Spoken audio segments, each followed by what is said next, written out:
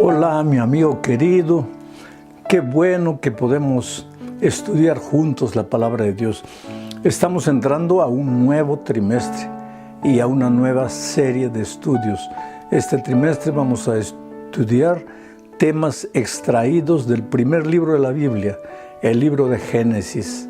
Autor del Génesis, Moisés. No fue el primer libro que él escribió, porque todo nos da evidencias de que el primer libro escrito fue Job, pero Génesis también es autoría de Moisés. Vamos a revisar entonces la lección número 1 para el 2 de abril del año 2022. El título de la lección es La creación. El propósito de la lección de esta semana es mostrarnos que Dios es grande, excelente, todopoderoso, soberano, maravilloso. Tan grande que nos inspira reverencia, nos inspira adoración, nos inspira un santo temor. Digo santo temor porque existe el temor enfermizo, el temor de miedo. No es eso lo que Dios nos inspira. Por lo menos no es eso lo que Dios quiere inspirarnos. Él es soberano, todopoderoso y nos inspira adoración, deseo de alabarlo, reverenciarlo, respetarlo. Pero al mismo tiempo es un Padre misericordioso y nos inspira amor, el deseo de amarlo. ¿Por qué? Porque ese Dios grande, soberano, todopoderoso vino a nosotros en la persona del Señor Jesucristo, para estar con nosotros, para caminar con nosotros.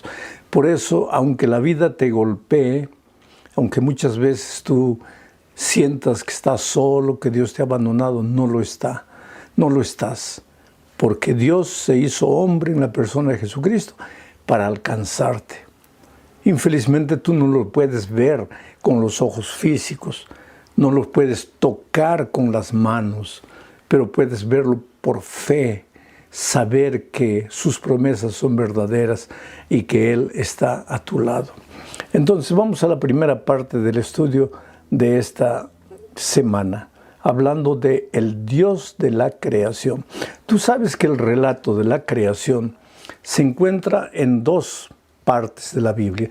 Primero, el primer relato en Génesis, capítulo 1, versículo 1 hasta el capítulo 2, versículo 4. Ahí está el primer relato de la creación. Ahora, ese mismo relato se repite en Génesis capítulo 2, versículo 5 hasta el versículo 25. En el primer relato, Dios se presenta como el Dios Elohim, el Dios todopoderoso, el Dios soberano, el Dios creador de los cielos y de la tierra, el Dios que no tiene comparación ninguna con la pobre criatura humana.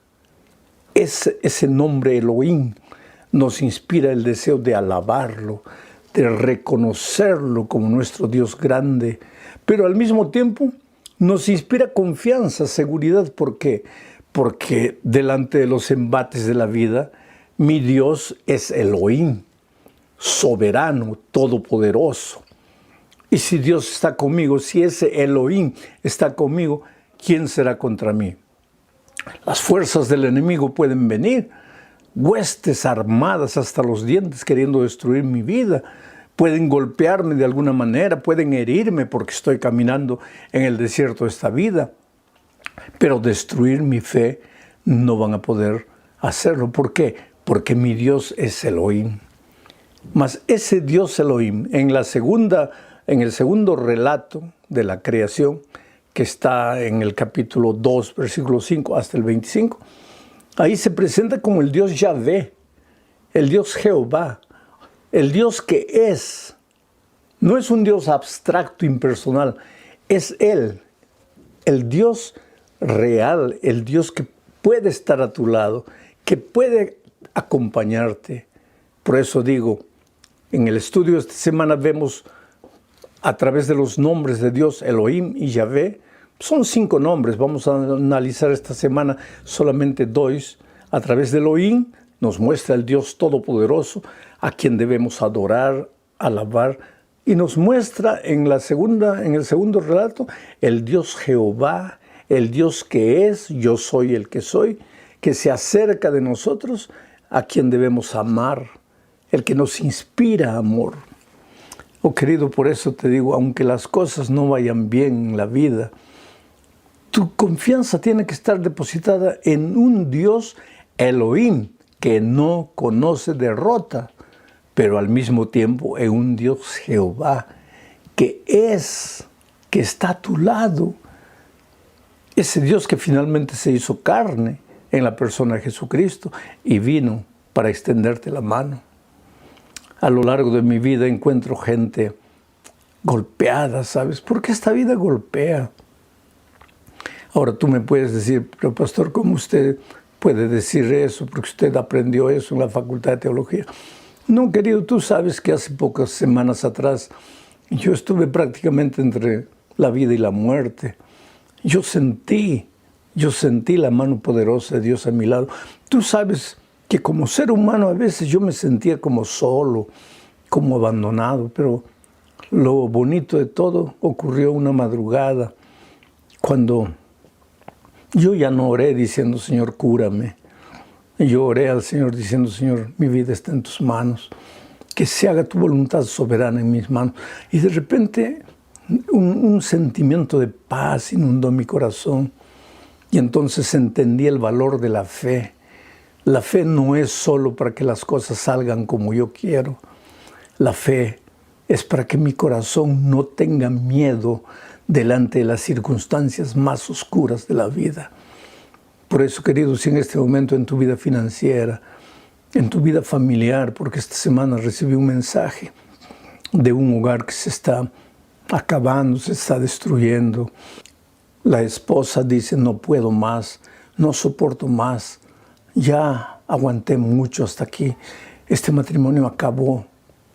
Y sin embargo, yo te digo una cosa, desde el punto de vista humano muchas cosas en esta vida pueden estar acabando. Pero querido, tú no eres un simple ser humano. Tú eres un ser humano con un Dios Elohim y con un Dios Jehová, con un Dios todopoderoso, pero con un Padre que te ama y que intervendrá en tu vida para resolver tus luchas si tú le permites. Ahora vamos a la segunda parte de este estudio. En esta parte vamos a hablar de la creación. Para eso vamos a leer un texto, Génesis capítulo 1, versículo 4, dice, y vio Dios que la luz era buena, y separó Dios la luz de las tinieblas. La palabra que más se repite en Génesis 1, además de la palabra Dios, del nombre de Dios, del Dios Elohim, es la palabra bueno. Cada día cuando se termina de hacer algo en la creación, el texto bíblico dice, y vio Dios que era bueno, y vio Dios que era bueno, y Dios vio que era bueno. Quiere decir que cuando este planeta salió de las manos de Dios, era bueno. No existía dolor, no existía muerte, no existía violencia, egoísmo, orgullo. El carácter de Dios era del ser humano, era el reflejo del carácter de Dios. Adán y Eva tenían paz en su corazón. Pero ¿qué pasa? Entró el pecado. Y ese mundo bueno de Dios dejó de ser bueno y se transformó en el mundo malo que hoy vivimos. Mira las noticias de la guerra. Cuánta sangre, cuántas vidas inocentes destruidas. Nosotros decimos, murieron 3,000 personas. ¿Cómo es fácil decir un número? 3,000. Con el COVID murieron 500,000 de personas. 500,000. Solo que por detrás de cada persona hay un ser humano que tenía sueños, tenía alegrías, tristezas, tenía planes. Y todo eso se acabó. ¿Por qué? Porque vivimos en un mundo malo. Ahora, si no quieres más vivir en este mundo malo, entonces ve corriendo a los brazos del Dios bueno. Porque así como el pecado destruyó las cosas buenas, el amor de Dios puede reconstruir las cosas malas, deterioradas. Puede hacer de ti una nueva criatura. ¿Sabes? Uno de los grandes errores que algunos cometen cuando hablan de la gracia de Dios, del Evangelio eterno, es que piensan que gracia es solamente perdón, que Evangelio es solo la buena noticia de que aunque seas un miserable pecador, Dios te perdona. Y eso es verdad. Todo lo que necesitamos para el perdón de nuestra vida pasada es la gracia. Y el Evangelio es la buena noticia de que no hay un punto tan lejano a donde hayamos ido que no podamos regresar. Pero, querido, al mismo tiempo que la gracia habla de perdón, habla de restauración. ¿Y qué es restauración? Lo malo vuelve a ser bueno. Dios no te salva para que continúes viviendo en la maldad. Por eso es que el borracho deja de ser borracho. El hombre que golpeaba a la esposa deja de golpearla. La mujer egoísta deja de ser egoísta. La chismosa deja de ser chismosa. No es solo perdón. Evangelio no es solo perdón. Evangelio es perdón y transformación. ¿Y por qué? ¿Por qué Dios quiere hacernos buenos? Porque la maldad nos destruye. La maldad no nos deja dormir, no nos da paz. Acaba con nuestros sueños, con la familia, con los hijos. Acaba con todo. Por eso Dios quiere hacernos hombres y mujeres nuevos. Que dejemos de ser malos y volvamos a ser buenos. Porque cuando Dios creó el mundo era bueno. Ahora vamos a hablar del sábado, porque no se puede hablar de la creación sin hablar del sábado. Para esto, naturalmente, tenemos que leer un texto bíblico. Génesis capítulo 2, versículos 2 y 3 dice: Dios terminó en el séptimo día la obra que hizo, y en ese día reposó de toda su obra. Y Dios bendijo al día séptimo y lo santificó, porque en ese día reposó de toda su obra. Quiero que percibas y reflexiones en esta primera frase de Génesis 2:2. Dios terminó en el día séptimo la obra que hizo. Generalmente nosotros decimos que Dios terminó la obra de la creación, la obra que hizo, el viernes en la tarde. Pero este texto está diciendo que Dios terminó la obra que hizo no el viernes de tarde, sino el sábado, en el séptimo día. ¿Quiere decir que Dios trabajó el séptimo día? No quiere decir eso. Lo que quiere decir es que el reposo, el descanso semanal, fue parte de la obra creadora de Dios.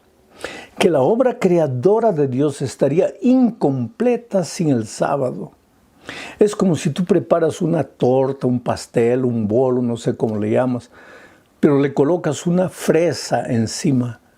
Esa fresa es el toque final, es el detalle que faltaba. En la obra bendita de la creación faltaba el detalle final, que era el sábado. El sábado es parte de la creación. ¿Y por qué? Porque sin el sábado, el ser humano, a medida que el tiempo corriese, se olvidaría que Dios es el creador. Se olvidaría del Dios creador. Y al olvidarse del Dios creador, viviría como una estrella errante perdida. Y a medida que el tiempo fuese yendo, perdería el brillo, perdería la luz y acabaría en el olvido. Oh querido, Dios es el que le da sentido a tu vida. El poco dinero que tengas, la poca comida que tengas, las circunstancias difíciles por las que atravieses, todo tiene sentido cuando Dios está presente en tu vida. Pero para que Dios esté presente en tu vida, Cada semana tienes que parar un día y pensar en Dios y relacionarte con Él y devolverle el tiempo, las horas de ese día a Él, alabar su nombre, reunir a tu familia, alabar a Dios como familia. El otro día alguien me dijo, pero pastor, yo puedo hacer eso el domingo, el lunes, el martes, el miércoles, cualquier día. Sí, querido, tú puedes hacer cualquier día. Pero si Dios te dijo que es el sábado, ¿por qué no hacerlo el sábado? ¿Pero por qué tiene que ser el sábado? Pues yo no te puedo decir.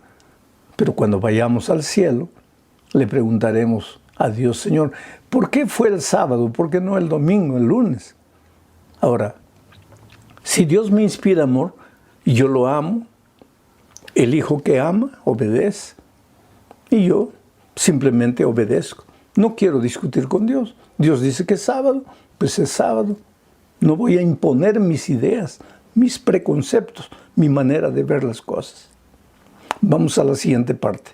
En esta cuarta parte hablaremos de la creación de la humanidad. Para eso, naturalmente, tenemos que leer el texto bíblico. Génesis capítulo 1, versículo 27. Dice así: y Dios creó al hombre a su imagen. Lo creó a imagen de Dios. Hombre y mujer los creó. Esa palabra imagen en el idioma hebreo es la palabra tselem, que quiere decir imagen visible. No es algo abstracto, es algo que tú puedes ver. Ahora, esto es interesante, querido, porque muchos creen que el ser humano fue creado a imagen de Dios, a semejanza de Dios, únicamente en el aspecto del carácter. Pero la sierva de Dios tiene una declaración interesante en el libro de Educación, página 8. Mira lo que dice. Cuando Adán salió de las manos del Creador, llevaba en su naturaleza física, mental y espiritual la semejanza de su Hacedor. O sea, el ser humano fue hecho a imagen y semejanza de Dios. Ahora, si tú me preguntas, ¿quiere decir que Dios tiene brazos, dedos, uñas como nosotros?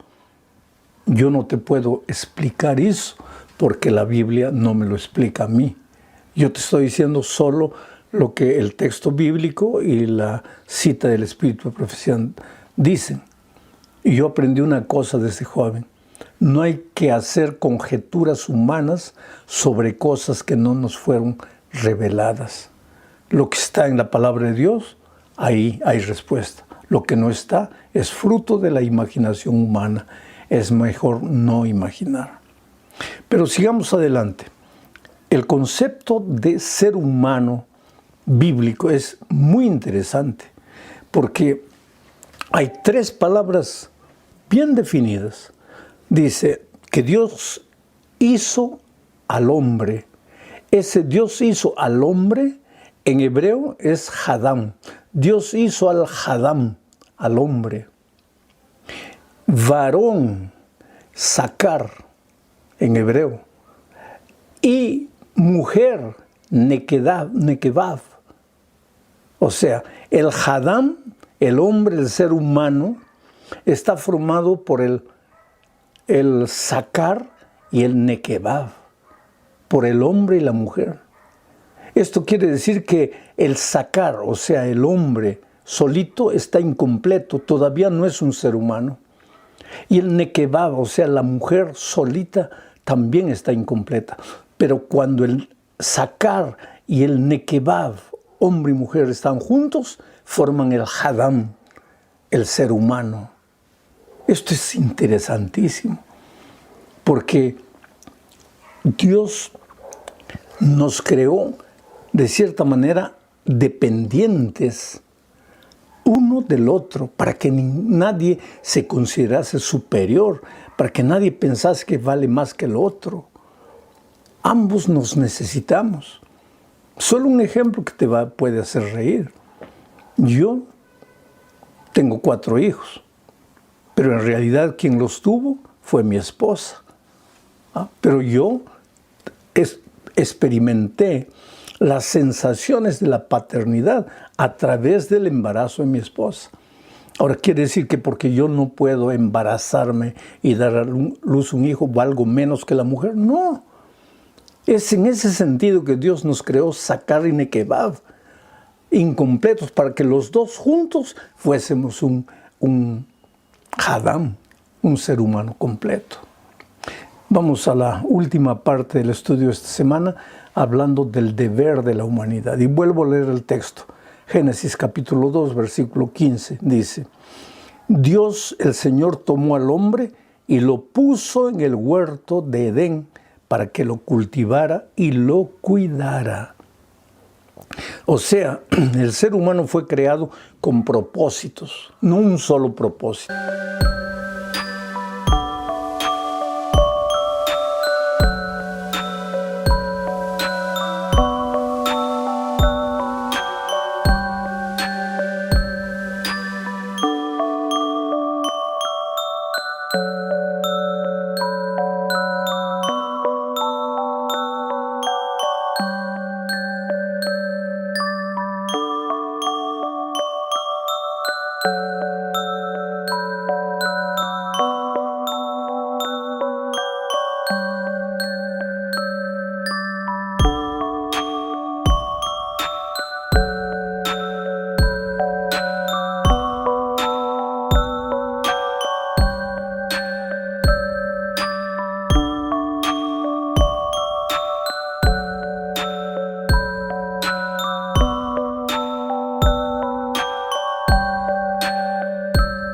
Mundo hoy, el propio hombre se ha vuelto el destructor de la creación.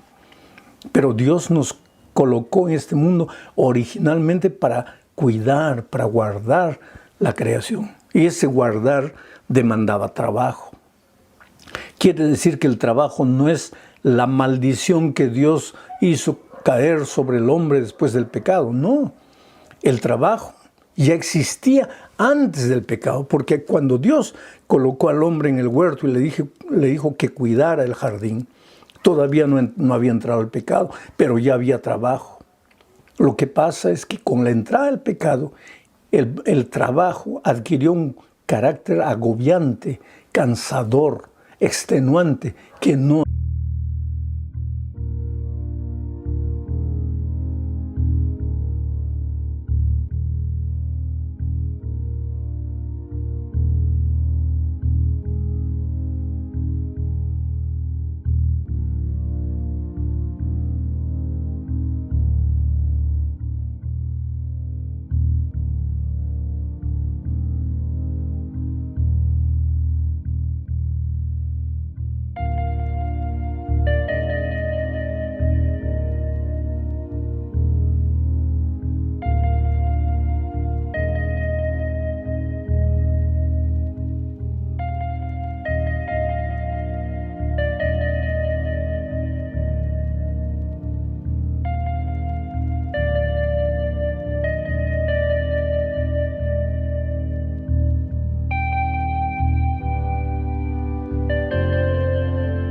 había tenido antes del pecado. Pero el trabajo continúa siendo una bendición para nosotros. El trabajo es una fuente de realización, de éxito. No tengas miedo de trabajar. Dios hace que el sol brille durante el día porque es para trabajar, para salir, para luchar, para soñar, para realizar. Y Dios te dio fuerzas para eso. Tu misión en esta tierra es cuidar, es proteger no solo a la naturaleza, sino al más débil, al más necesitado. Tú eres un instrumento poderoso en las manos de Dios. Que Dios te bendiga ricamente, querido. No te olvides que nunca estás solo. Y si todo te va bien en este momento, alaba el nombre de Dios y no te olvides de Él. Pero si todo te va mal, también alaba el nombre de Dios y no te olvides de Él. Un abrazo. Nos vemos la próxima semana.